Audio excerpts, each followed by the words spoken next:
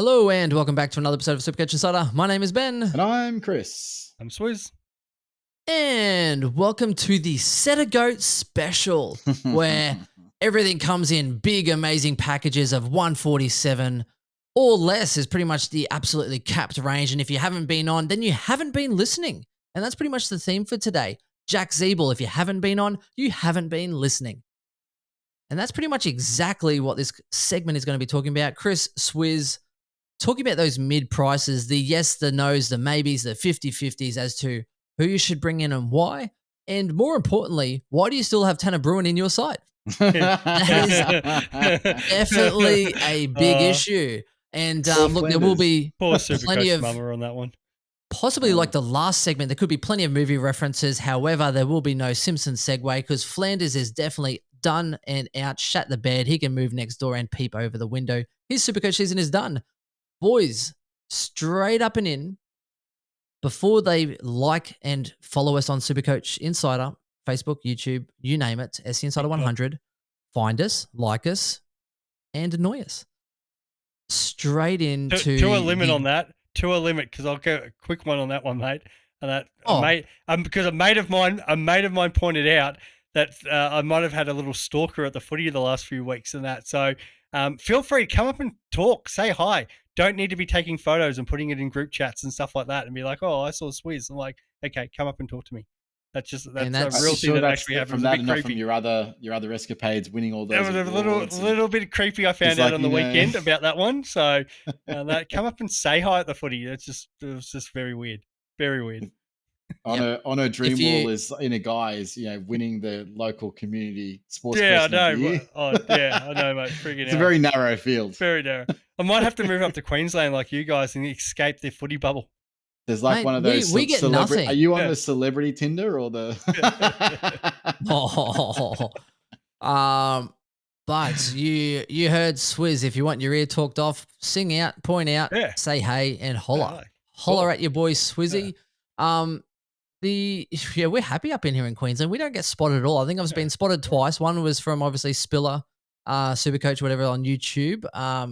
Shouted out like Supercoach Insider and said hi in a urinal of all places, which I'll still will never.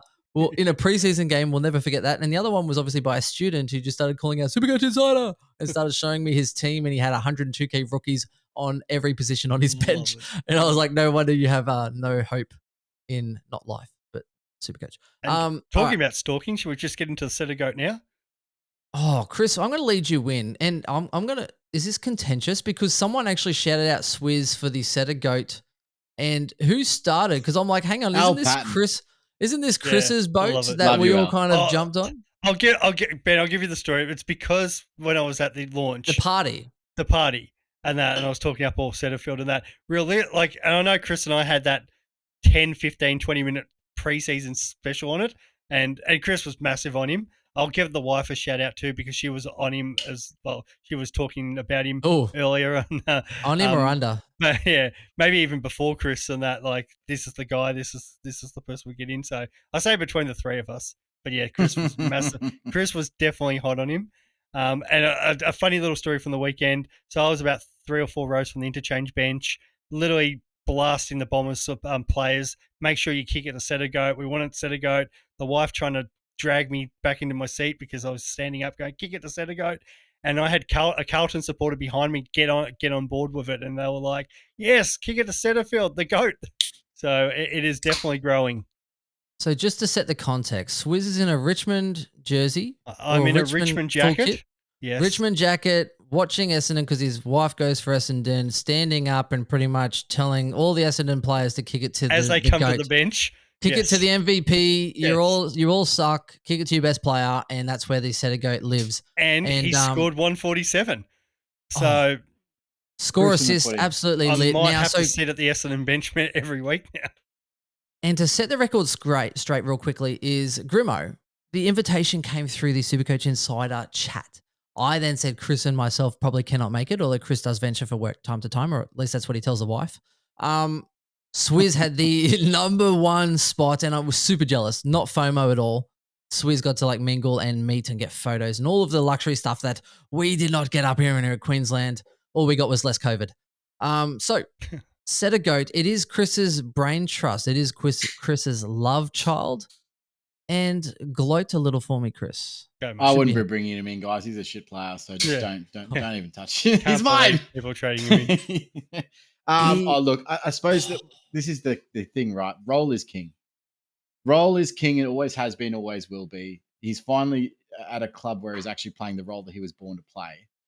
And I just want to everyone should realize I can't see what you're wearing on your hat right He's wearing the Supercoach hat that we never got. Apparently ours is in the mail. Ours is in the mail. Actually, that'd be apparently cool. Well, I say ours, I mean mine. I don't know if he sent two. I would be so upset if you get one right and get one. He said, awesome. Al said he will send merchandise. I gave him my address, and then after I was like, "Hey, that looks really sweet." Swizz was wearing it. Is it? Are we still getting something? No. And then he said, "I believe it's in the mail," and that was like 2 weeks ago. Thanks, Al. So role is king, guys, and the role is there. First week he was the number one CBA midfielder. This week I think he had like 76% CBAs. Guys, don't correct me if I'm wrong. And then this week he had 90%. He was by far and away their number one CBA midfielder. And you know what it's also done? It's complementing the other mids because he's actually able to apply defensive pressure in that midfield and they don't have as much responsibility. And now they're winning. It's even better because no one's talking about their lack of defensive accountability in their midfield setup. So the thing that I love about it is that last week we saw what he can do as basically spreading from stoppage and getting loose and leading up to the football and his use, which he's very, I would say, a safe user of the football. He doesn't try anything too flash, not picking off Zach Merritt style kicks, knows his role, understands what he can bring to the team and just delivers that way. Ben? So, Chris, last week, just to set the context, he didn't get many clearances, and was like more outside because he game. So he'd pretty much go with the player, try and negate them, and then sort of spread from the contest. And we did say that, hey, if that ball bounces the right way or it goes into a position, he's a really good clearance player. And if he got some of those, he could definitely improve. And then next minute, absolutely bang. And he pretty much went as big as his ownership jump because he has gone up 15.6% this round and 16.3% in total. We're the only two. We're like the GOAT 4%ers or less that were pretty much on him, Swizz. So the reason for that is because he was either on Took or he was on Rao. So if Took went off, he was going to make Rao. And because Witts is the dominant ruckman out there, like Phillips and Draper did a fair job up against Witts, but they were Essendon was still trying to plan to rove to Witts' hitouts because he was obviously going to, unless Draper was taking massive run-outs in the centre bounce, he was going to win the tap. So you got Witts winning the tap down, and then Setterfield's like he's trying to hit the ball to Miller. Setterfield's standing right there, so he was naturally going to get into the play a lot more. So, like this week again, it'll be the same situation. Now they won't have Jack Steele out there. So it'd be interesting to see who he lines up to because he's playing up against the best opposition midfielder. But Marshall absolutely dominated Draper in the preseason, and I'd expect Marshall to do the same thing again this week. So if Setterfield just roves to Marshall's taps, he's going to, and I think that's what they're trying to do. Like maybe Merritt or Parrish, one of those two, looks for Draper, but Setterfield's there for the opposition hit out. And he's big enough body to actually win that. Chris? Yeah, I mean, it's just an overall game. He can produce in every single facet. There was, I think, a very early contest where he was on Took. I think he lined up really, really quick. And Took got the ball from a hit out to advantage, and he was on his hammer so much and then just locked him up. Now, Took just tried to muscle out that tackle, but Setterfield just put the vice grips on him and just went, no, and then got the free kick for holding the ball. For holding the ball. But he actually had on the game on the day 9 tackles.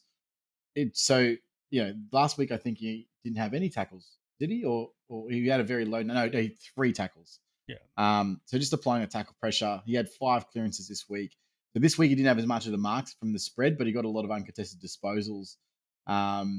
He had 11 inside 50s, which is just like ridiculous because what was happening is he was the one that was spreading from the contest, and the Gold Coast mids just weren't tracking him because they were too worried about the other guys. So they're worried about Parrish, they're worried about Mirish, they're worried about Shield. And Setterfield's out. He's 3-4 meters from the contest as soon as they've won the ball, and he's getting a handball receive over the top to deliver inside 50. It was just crazy. Like he's not going to get any respect in that midfield, and he could potentially be the one that changes their dynamic and makes everybody else better. Now, I'm not expecting, a 110, 115, 120 average or something stupid like that. But is it realistic to say that he can say average 100 to 105? Like, I think I even said that on an earlier podcast, and you guys laughed at me. So I think you need to just. I think other people definitely laughed. I did say he has gone on runs of where he's averaged around 100 for a string of sort of 6 to 8 games. 99 13 game average. Yeah, I'm happy with that. But look, at the end of the day, with the amount of trades and the boost that we have, it looks like 16% have now the ability to jump on. He's the number one. We have we just have a slight benefit of it. He is literally the number one mid-pricer, as you say, to bring in. The other thing to note as well is that they do play coming up St Kilda there, where without Steele, I don't even know who he's lining up on. Now, Parrish, Merritt, if you have one of these guys in your team, I would be VCing the absolute crap out of this if I could, because what is it, Clark, Gresham, like who is actually taking Sinclair might go in there. The main one that I'm thinking of would be Windhager, as far as he was sub and now he should actually be a contested ball, like go and actually win the ball rather than tag. So he's an interesting option. Tag Merritt, which is a high but then possibility. Who's going to win the ball then? If you have like Windhager come in, who I think is capable. Well, that's why I thought maybe it's Sinclair goes in and maybe you try to win the ball for us. But taking Jack Steele out of that side, like St Kilda got a massive week this week. It's their 150th anniversary game or something like that. But the MCG, bigger ground, I think the Bombers do a number on them. Like that midfield, Marshall's going to have the game of his life. Marshall is a sneaky VC here because he has to have the game of his life for the Saints to be competitive this week. St Kilda have no forward line, and now we talked about last week with the Bulldogs having no back line, or their back lines are just a shambles. So the Saints forwards could get away with it, but you're actually up against a decent back line this week. Bombers actually have a really good midfield. Like Dylan Shields running around doing whatever he wants, and that's the advantage of bringing in Setterfield because it's freed up another guy like that. I think the Saints absolutely get destroyed this week. Well, yeah, and just to support what we said earlier in that he actually got 13 of his 28 disposals were contested this week. Big flip on last week where he only had 3. But that's because the way the Suns play. Yeah. So he can actually change his game depending on the opposition. And at 78.6% disposal efficiency. Like that's massive for that amount of contested possessions. Usually you find inside midfields like that, they got at 67, 68% disposal efficiency. So it's a lot better. I just want to say though, I will say this, and I'll probably move on to our next person and segue here. The only reason why I wouldn't rank him as the number one guy that I think you have is because there is a chance that he's not a keeper at the end of the day and he's just really a moneymaker. So if he goes 100 to 105, is he still worth it at M8? Maybe not. He's definitely sort of an M9 candidate or someone you can have on if you've got an injury or something like that. I don't know yet. I don't have enough information to say whether or not he's going to be a keeper. Whereas the other guy, Jack Zeeble, is probably going to be a keeper. Thought he was going to mention Dacos for the 5th time in this podcast. He's definitely a keeper, but he's not a mid price. Yeah, I agree with you, but I just thought you were going to bring him up again. Jack Zeeble's obviously going to be a keeper, I think. He's outperformed even what I obviously said in the preseason. I don't think that. I mean, obviously we're 2 rounds in. I said that I think he probably averaged somewhere between 95 to 105, but more probably 95 to 100. I think 100 to 105 is realistic, but based on what I'm seeing right now. He's going to have his big games. He's taken over the kickouts. It doesn't look like, with the arrival of Sheasel, doesn't look like Hall's going to come back into that team at all. I would be shocked if they change their setup after these 2 wins because of we just want to get Hall in the team. That's to me does not make any sense when you got a kid like Sheasel that's actually completely dominating in that position. So yeah, I think that the status quo continues. As a forward, he's an F6 keeper. Now, he could potentially, even if he goes 100, he's a defender keeper.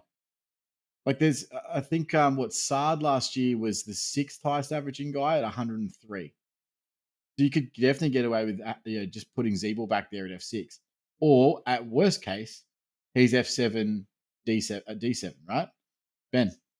Yeah, I was just going to say, worst case, you go during the year, if you're looking at cover, like you've got someone at 350,000, or 356. So that's extremely cheap. And now if you get to the buys and if he's not performing, then yeah, you flip him then and you probably be 500,000. You can then get another player at worst case scenario. At best, he's a keeper. And even in that in between section where that D7 and F7 sort of range, you've got cover for 350,000 investment. And it pretty much can cover you every single line except for the ruck, assuming that you don't have a forward ruck. Otherwise, you go, how I got a forward ruck? My ruck's out. That forward ruck goes into my ruck line, and now I put Zeeble on field. Or I've got a forward out, and then Zeeble goes, in the forward line, not defense. If there's a defender out, you go, oh, wonderful. You go back into defense and cover. And if there's a midfielder out, you go, wonderful. Zeeble in the forward line, and then one of my forward mid rucks, which there's a lot of them, like Dunkley, you go in the midfield for a week. It literally covers you on every single line, and I think it's highly, highly, highly underrated. The other thing that is probably not spoken about much is that we're going to have two of them. We're going to have Sheasel as a forward defender and Zeeble, both in our forward lines right now and both able to be switched. So you switch one of them back, bang, you've got switchability across both lines for the rest of the season, which is fantastic. Now, we all started Zeeble, is that correct? So again, I think 3.5% of that.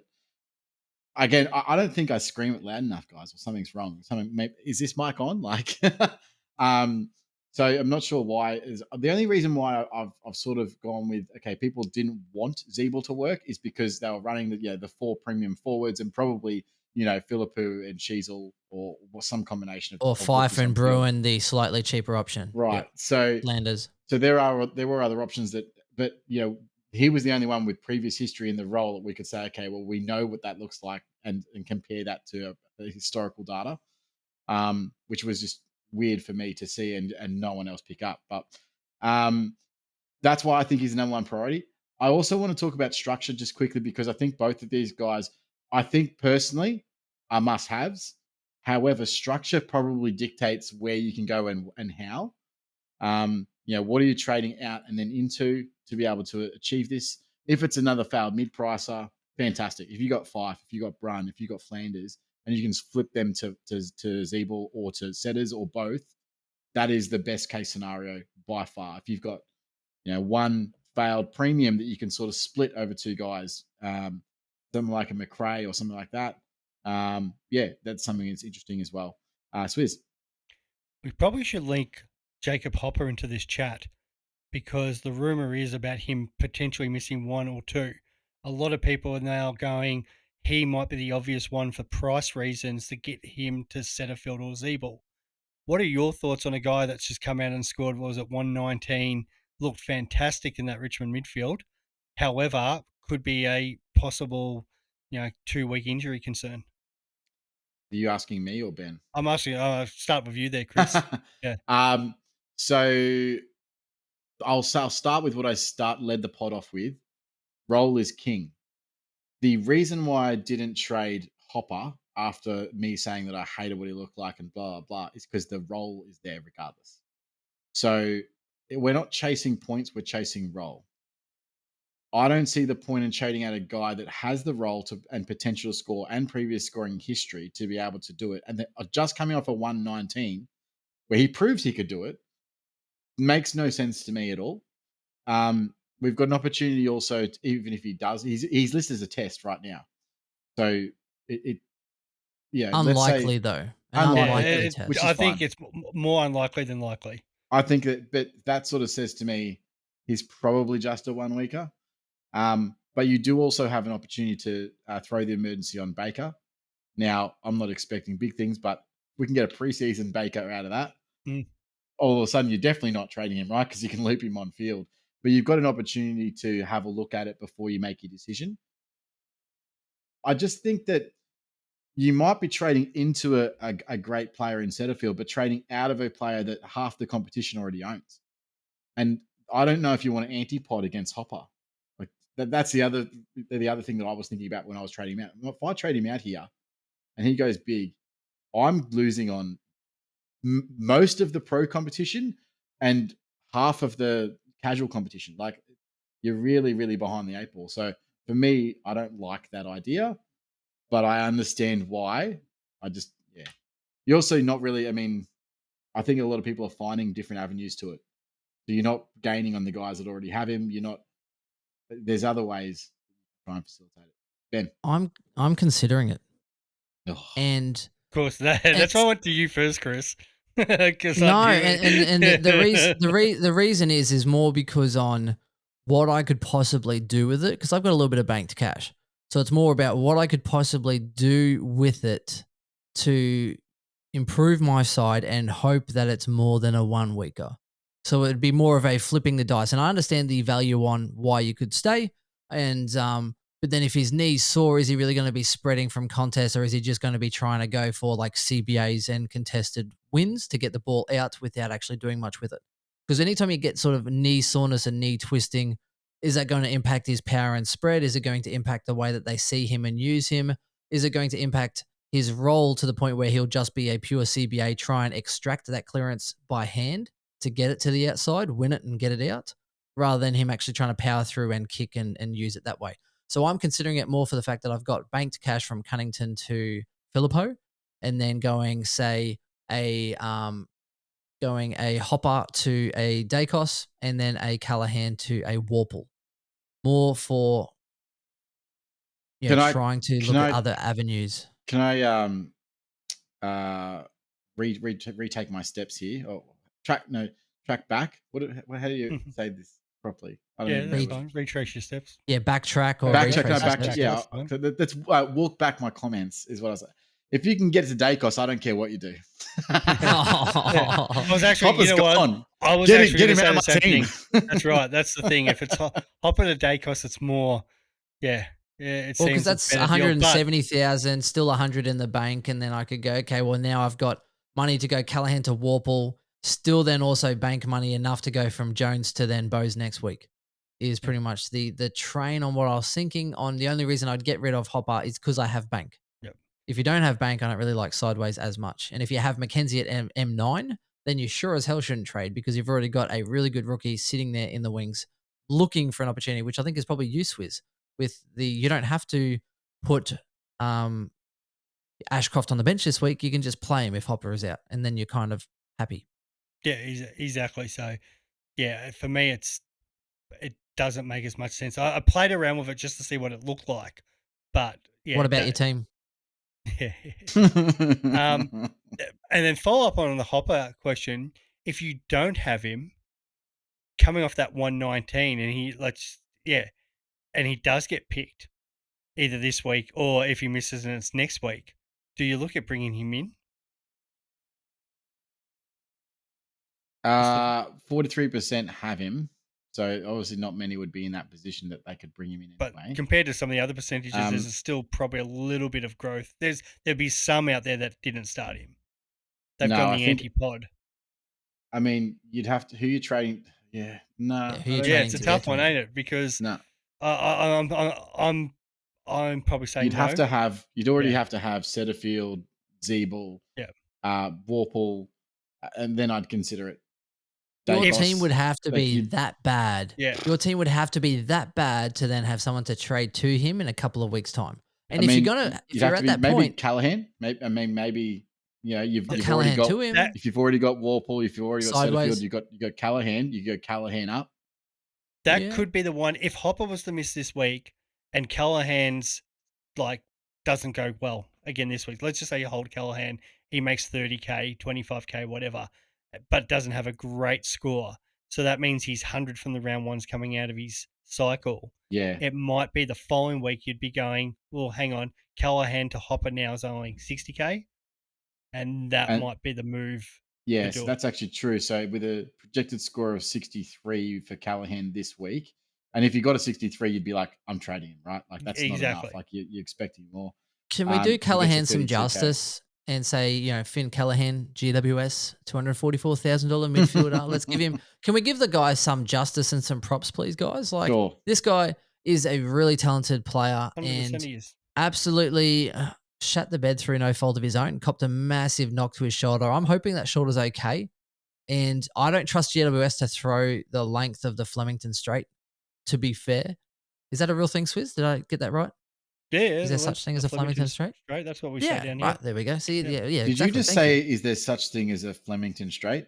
No, as in the. Yeah, he I'm did. just making sure I'm not from Victoria. We do. No, I'm we do. just making sure. Where do you Melbourne think Cup, the Melbourne Cup's raced, mate? Melbourne Cup's a pretty big deal down here, so yeah, we do. Just making sure. Just making. Hold your horses, right? I mean, I just know hold I your grew horses. up in Melbourne, but I would have thought that would have been a national knowledge, bro. It's international, but not for that part of Queensland. Yeah, exactly. Look, I didn't want to offend a few people. Okay, because offended the entire state of Victoria, but we're good, Benny. We're good. Hey, sometimes life can be trough. Okay, sometimes it can be. Oh, he comes back with a pun. Oh, no. I already said hold your horses, and no one picked it up at all. I'm looking for a quinella, and somehow I ended up with this trifecta. So he keeps going. Horse jokes. Hey, horse jokes. Anyway. Finn Callaghan, now he did cop a massive knock to his shoulder and was pretty much useless after that point. The way I kind of related, it was almost Steele-esque in that it was kind of like carrying his shoulder for a little bit.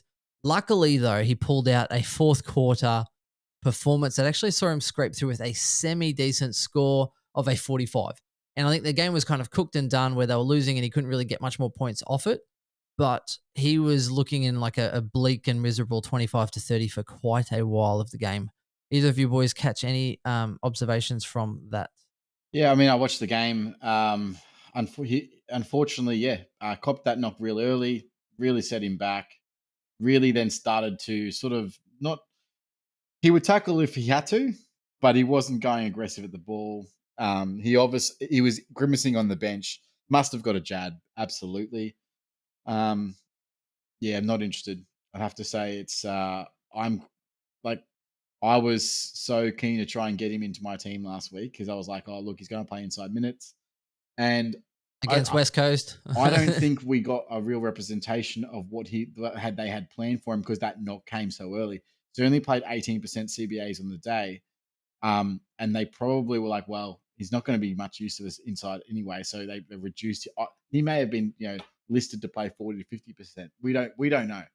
But yeah, super disappointed with the output, and it was good for me because as a non-owner, I could look at that and be like, okay, I can avoid safely now and not have to worry about it. Because he's one that can super damage you if he's going to be a healthy body on the field. Yeah, and now there's definitely a little bit of money to be made. So if you do have him and he plays and you don't have the biggest issues in the world, you could definitely sit and wait a week or two because he'll make you a little bit of cash and then you could probably move him next week to Bose or reassess week to week to kind of get him out. Some people brought him in early, and if you did, then you're definitely stuck with him. Now, if you're someone like me that started with him, and I think there was a fair few that did, then I'm not as opposed to kind of trying to move him on, like say a Warpool who you think, well, at least you know the role he's getting. Maybe the 50, CBAs kind of fluctuate here and there, but he's still getting you like, 90 to 100. Then I could see the little bit of value in that. But if you trade him in this week just gone, then I think you kind of have to ride that out for a lot longer than those that started him. Swizz, you had your hand? Oh, I was just ready? agreeing that I started him, and that's the one I'm thinking Callaghan goes down for me, potentially to Chandler, so I can get Dacos in. Yep. Yeah, Dacos is a real issue, which we will definitely get into in the premium and the Ridleys and the LDU sort of chat. That's my whole thing. It's like, how do I get the cash for him? It's coming from Finn, and I know everyone's messaged me about Finn because I was huge on him. Even with the foot injury and that, I was still willing to pick him. But yeah, I didn't see it. I was actually watching cricket instead of footy, so I didn't actually see the injury. I just saw what you're saying in the group chat. I was like, busy winning another award, Ben. Apparently, no. I got to say, he's going for cricket commentator. I was watching of the Austria year. versus Malta in cricket over GWS West Coast, so that's where my priorities were. Wow. But to be fair, especially when I heard 50-50. Finn went down, I was just like, oh well, no, nothing to watch in this game. And Cogs' 51-point first quarter. You're like, yeah, that was just tearing me a new one, and then he didn't score after that, so that's good. He did a Davey. Davey. It's a shame because Finn Callaghan's an awesome kid, and I think he's definitely going to bounce back and have some good scores throughout the year. And it's the sort of guy that at some point get to 400k throughout the season, but it's going to be a slow burn now. I think it definitely could. With that lower score in his cycle and that shoulder knock, I'm definitely concerned about that stalling. And we already know wings, depending on which way they go, as to where the points are there, Chris. And look, as you know me, Ben. Yeah, third time's a charm. But roller's king. the part of the reason why I didn't go Callahan is the role, and he's as a pure winger, he's going to be fluctuating those highs and low scores. This week was a low score, partially because of not even that. It was actually because of his injury. So when if he was fit, you still would expect him to go up and go down, and that roller coaster ride might be too much. Now, what was saving him was his price.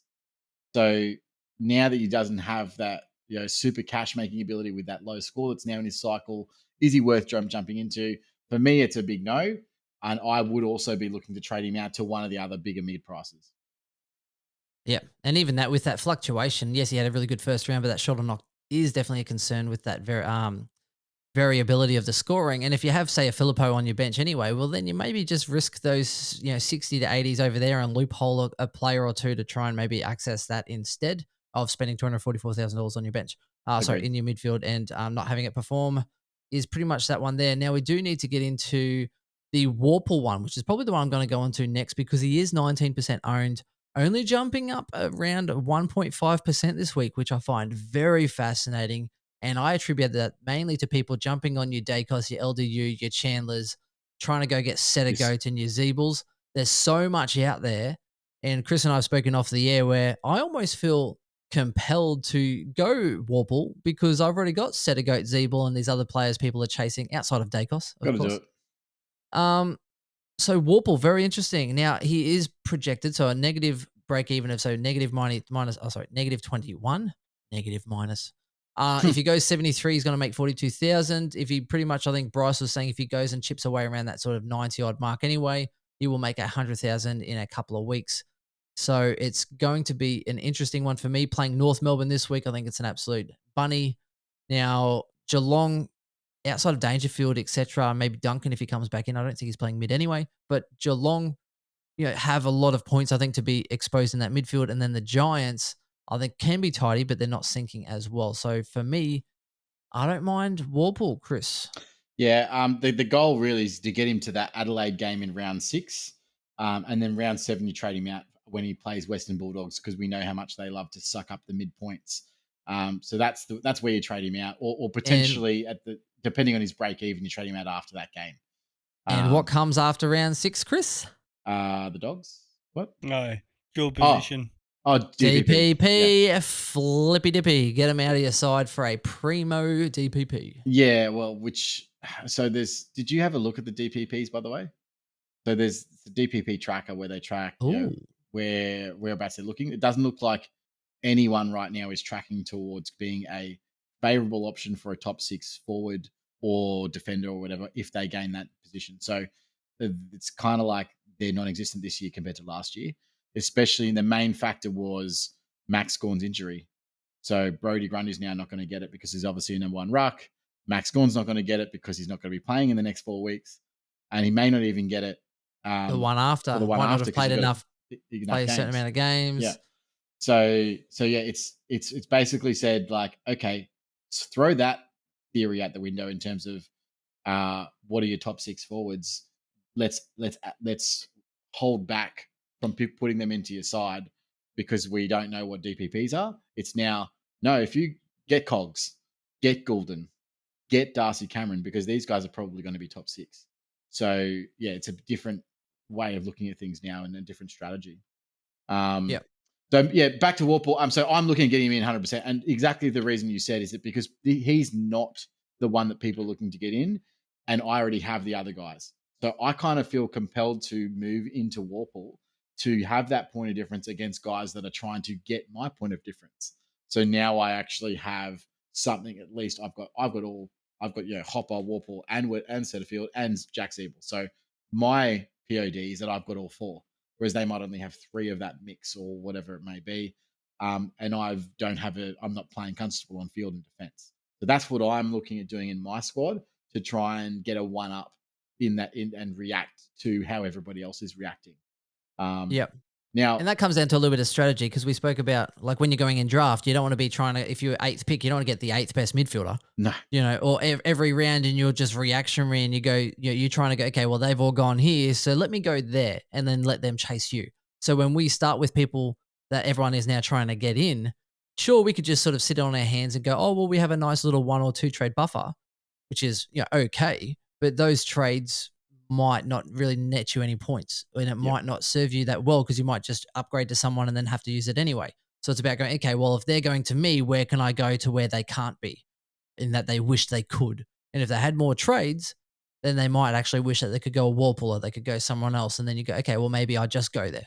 And that's the compelling pull that we feel to that argument. Yeah, and he's also, I mean, you got to remember, he's also the one that's probably going to make the most cash because of his price. So I also like to say, okay, if you look at Warple and let's say he averages 90, he actually gets to like 450 he can even get up all the way up to 470 if you hold him long enough. So he's going to make 150K. Like, do you have rookies on your team that are going to do that? So, like a lot of the rookies that we're looking at, let's say Baker, for example, or let's say Long, or let's say Philippou, or let's say Davey, etc. All these guys, they're not making 150K, man. I don't think there's any chance of that. Where are your cash generation from? I'm not looking for Warple to be a keeper, obviously. I don't think he's going to average that. But first of all, he's going to get me a lot more points than those guys. And second of all, he's going to make more money than them. So if you can facilitate a way to get him where you've already got the other guys, I would recommend highly getting a Warple. But I understand that there are other priorities. So I'm not saying that he's like huge priority for everyone, but definitely he's in the mix. And I think it probably at the end of the podcast, maybe we just go through and rank where we see them as must-haves in order, and then we go from there. But yeah, definitely one to look at. I wasn't as big on Warple because I'm thinking Hawthorn were only going to average about 1450, 1500 Supercoach points each week. And we know Sicily's going to take at least 100 of them just because I think they're going to get towed most weeks. So that's the worry there. And maybe the bit of the old flipping of the CBAs. However, if I just worked it out, if I bypass Chandler, I can actually get Warple. And that, so it's he actually does look good in my side. But I am there are some reservations there just because of the amount of points I think Hawthorn are going to score. But can he still at least go 90? Yeah, I think that with the role, and as you said, role is king, and it's very much that Hopper situation. I just think he's not scoring wise nowhere near Setterfield, and he's not as good as Hopper. But can he still go 90 to 95 over a period with enough good games like North Melbourne and Adelaide in those games? Yes, I think he can. And yeah, can he get me up to 450 quickly? And this is the debate right now I'm having going, would I prefer Chandler or Warple? Warple's going to get me, Chandler's going to be at F7 or F8, so he's not actually scoring points on field. Yes, he could probably average me, he could potentially make 150K, 200K if he was to keep playing. But Warple could potentially do that and score 90s on field for me. So I think for me there, it does make me sway a little bit more towards Warble. I agree. It is a bit of an advantage that other people aren't going to have just because of his low ownership. So yeah, if he was to play those big minutes this week against North Melbourne and come out and score 110, 120, you've put some gap against a lot of the other top ranked players. Here's the other benefit about Hawks being so bad this year. There's a lot of CBAs.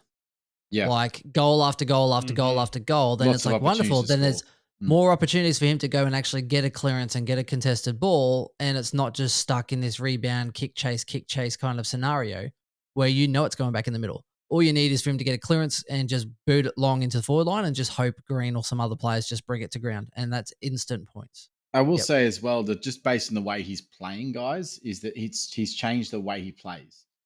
So he's no longer the turnover. Well, don't get me wrong, he's not a great kick. He's not a great user, but he knows how to find the pill. What he's changed is he's stopped trying to be precise. He's stopped trying to do short kicks. He just plays to his strengths, similar to how Setterfield is with he's going the safe route with his kicks. I think that some of that comes back to the fact that Hawks another year under Mitchell, so that they're developing their game plan, understanding what Mitchell wants them to do, becoming more predictable. So his kicks are going to a spot that is predictable for them to create a contest as opposed to creating a turnover or whatever it may be. And he's just using the ball a little bit better, which is just making that, instead of being a huge negative DT to SC ratio, it's actually leveling out a little bit better, which is a fantastic thing for him. I was skeptical. I didn't want to get on him after the first week because of the fact that they were playing Sydney. And then when I looked at it, he's one of the only ones in there that can win a ball out of the contest anyway. So why was I scared of him playing Sydney when they're a contested team? So yes, I think obviously North, he probably scores better than he does against Geelong, but I'm not so worried about Geelong that he's going to get a 50 or a 60. I think that he's going to be in there contesting the ball too. So yeah, not a bad pick. I like it.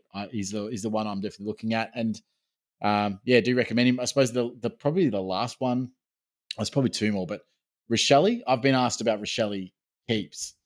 I hate the pick. There was a nice segue because you're just talking bad picks, and then I was like, wonderful. Let's talk Rochelle, Rampy, Cox. Let's just get into all the absolute horrible picks. Well, yeah, Rochelle. Look, don't get me wrong. He doesn't play a tradition. He's not a traditional midfielder. He's getting some CBAs, yes, but he's more playing that sort of half forward that goes up around the contest and then floats into the forward line as opposed to the midfielder. But again, role is king. That's going to mean he's going to go and fluctuate with his scores. And that's just what we've seen. So last week, I think he scored 3 goals for. I hate looking at stats when a mid-forward type kicks 3 goals, has a big spike score, and then everyone goes, oh, have you what about trading in Rochelle? No, I'm not interested. Sorry, mate. That's not the role that I'm not. That's point chasing. That's what that is. If you're jumping on that, you're point chasing. And unfortunately, the guys that did. So how many people jumped on last week? 2.8% of people jumped on. And he's only 4.1% owned. Yeah, I'm not doing that. And this week he came out and gave you a 70. So yeah, just not really worth it in my opinion. I don't think there's too much to add from that, guys. Do you guys see anything different from that other than? No, not really. Like, I think the addition to Rankin playing that small forward pocket for Adelaide, just about the Rochelle thing, does allow Rochelle get up the ball up the ground more and get involved in that midfield, and he looks a bit damaging. So I don't mind his role, and I think he's definitely got. Always at the end of the year, we look back and see guys who have proved 20 points, or on that previous average, and I think he's probably one of those guys that's probably going to go 20, 25 points on last year's average. But is he going to be a keeper? Is he going to make enough cash compared to some of the other players? No. Rampy, we talked about that exactly last week. You can't be jumping on these players who have one big week, and that's why we say have a look at the 2 weeks of data, and you're always going to get that round one. There's always going to be 1 or 2 players that go massive because it's just the way points are distributed over over a team depending on roles and stuff like that. Where the one I'm getting asked a lot more is Brendan Cox, because now he's had the 3 scores over 130 and that Fremantle game style of chipping the ball around and boring football. And he did have his score boosted because he did kick a late goal, which was nearly got them over the line. But he was still going to be tracking for over 100 anyway. So there is potential there.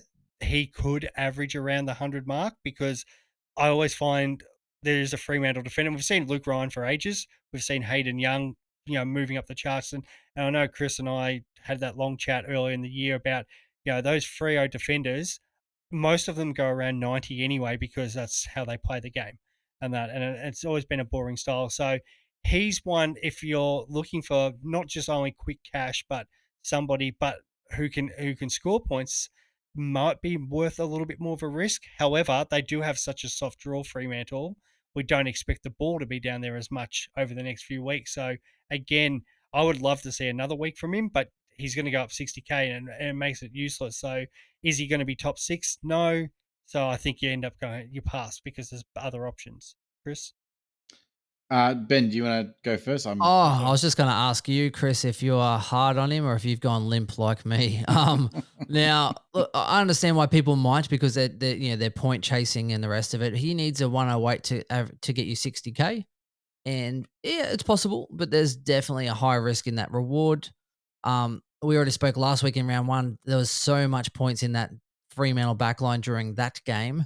And I think this one was the one where the ball probably fell to him a little bit more than some of the others, because we saw Young absolutely drop off a cliff and a few other changes in that capacity. So I know they play different roles, but the points in Fremantle are generated a little bit differently. And Fremantle's also gotten flogged the last couple of weeks. So the mids haven't done as well. The forwards definitely haven't.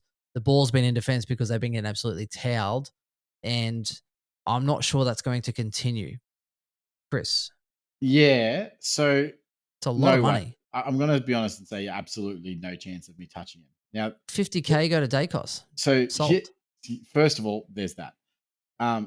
In order for him to be a moneymaker, the maximum he could really make is about $100,000. And if he's doing that, his projected scores need to go 108, 100, 115, 104, 91 over the next 5 rounds. If he does that, then he makes $100,000. Are you then trading him out because he's probably averaging you 105, 106? You're not trading him. I don't think there's any way of doing that. Now, this side part of that is Freo have just lost 2 games in a row with this shitty style of football that they're playing. There is no chance that Longmuir is still. Is it Longmuir? Longmire? John Longmire? No. Longmuir. Justin Longmuir. If they don't start winning, so they've got the derby this week. All of a sudden, people are going to ask for his head if he loses this week. I guarantee you, if Freo do not beat West Coast this week, people are going to be asking for his head. How long can he lose with this game plan, and then there's no response from the players or change? And if you're at West Coast, how much are you wanting to beat Fremantle this week more than any? You're like, we've got 1 win, and I'd be going out there and trying my absolute hardest to make their life hell. The way that they played their football, chip it around and then long into the forward line, when you've got 2 of the best intercepting markers probably in the last 10 years on your list in Barras and McGovern, they're not winning if they play that style. I'll put that on record right now. If they don't not change the way they move their ball, they're not winning the game. Yep. They play the same way they have the last 2 weeks, they're not winning. Mm-hmm. Therefore, you'd have to say that the team meetings this week are about how to move the ball, and you know what I found absolutely hilarious? In a post-match press conference, Longmuir came out and a journalist actually asked him, you seem to be chipping the ball around a lot and a lot of control behind the football.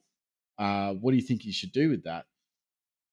And he ended up saying, it's 50-50. We do want to control the ball. It is how we want to play, but we do also need to attack when we need to.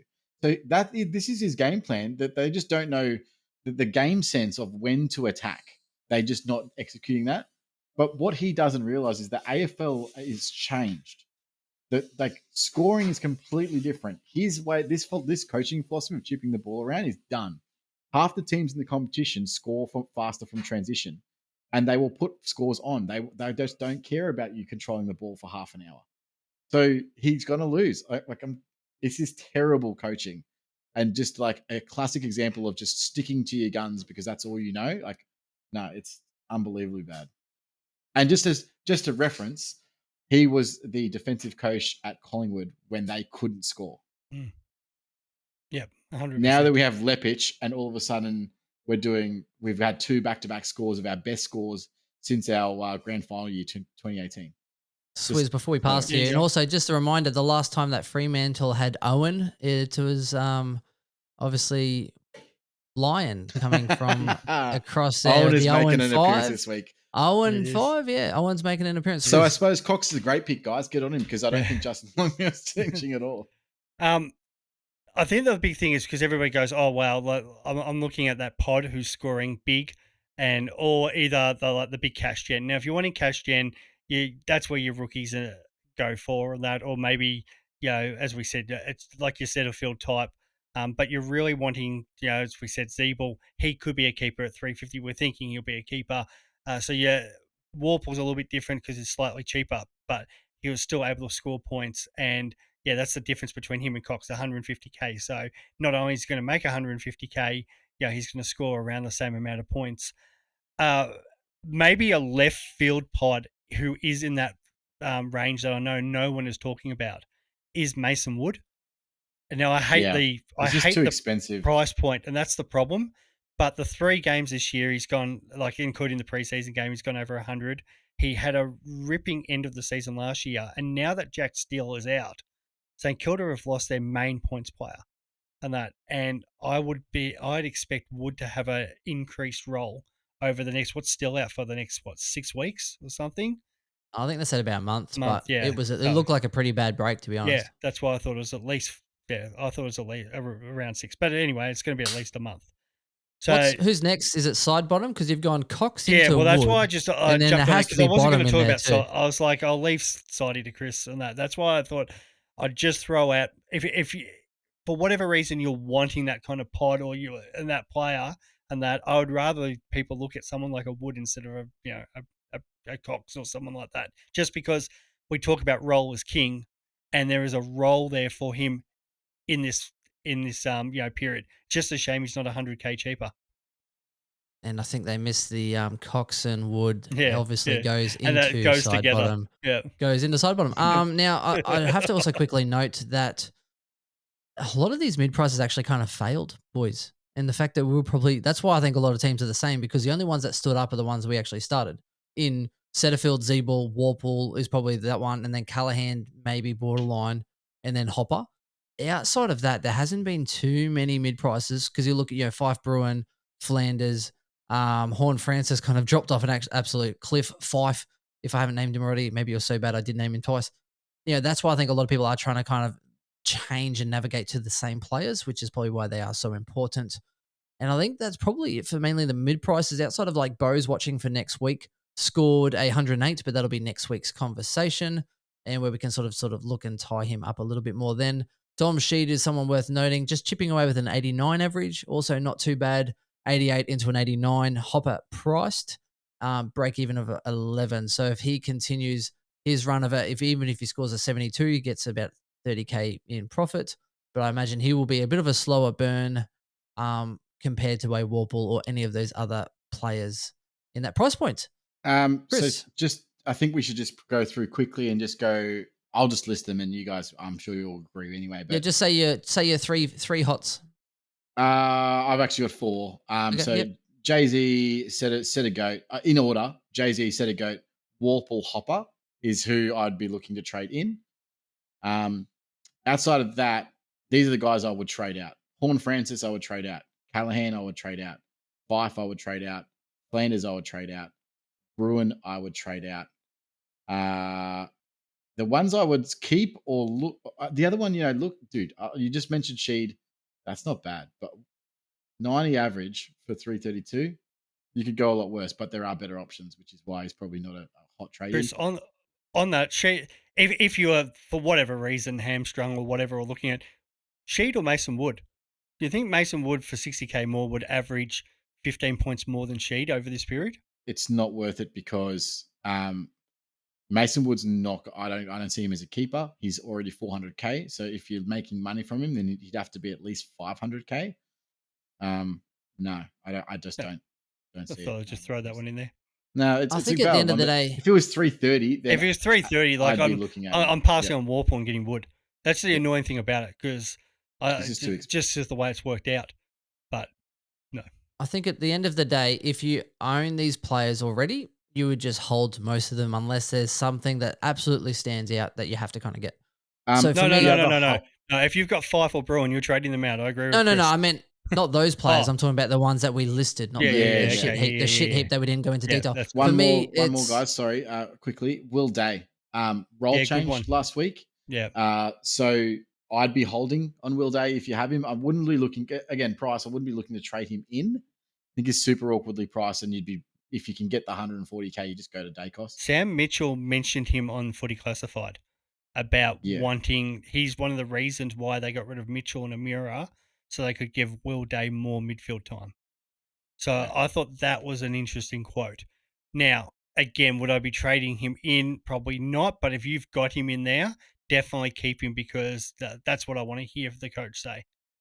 Yeah, but Mackenzie and him did flip last week to this week, so it does concern me. It's just the fact that he singled Day out as one of the reasons why they got rid of Mitchell. I just need more info to be able to trade him out. I don't have all the info, and he obviously he scored quite well this week. I'll just pull that up. He got a 98. Yeah, so I'd be holding this week. Yeah, the one I agree with everyone on your list, Chris, except for Horn Francis, because Horn Francis No, he's playing in South Australia this week. He's going massive for that. If he would be the perfect player if he could be traded from Adelaide to Port Adelaide every week. Because if he doesn't leave South Australia, he would average 130. Just the problem is he's got to go play in Victoria. I agree in some areas, boys. Victoria. No ice bars down there. It's too cold. Now, for me, I'm going Setterfield 1, Zeeble 2, Warpool 3, and then the splattering after that as far as where I rank them. I don't think they're as important. Now, for me, I'm on the opinion if you've just brought in Callaghan, then I think you're kind of forced to sit and wait on it because otherwise you're just burning 2 trades in and out to then make zero money. So I think if you've brought in him or if you've brought in a Horde Francis, I think, hey, you kind of actually now have to sit on them for a bit. If you started Horde Francis, then again, you have that luxury. Like if you started Callaghan, I feel like you have that luxury. If you've just brought them in last week, then guess what? You kind of have to force yourself to sit that one out and let it ride a little bit longer. Otherwise, you won't make any money. And then you have 0 trades, 0 money, and you're just hopping to the next best thing.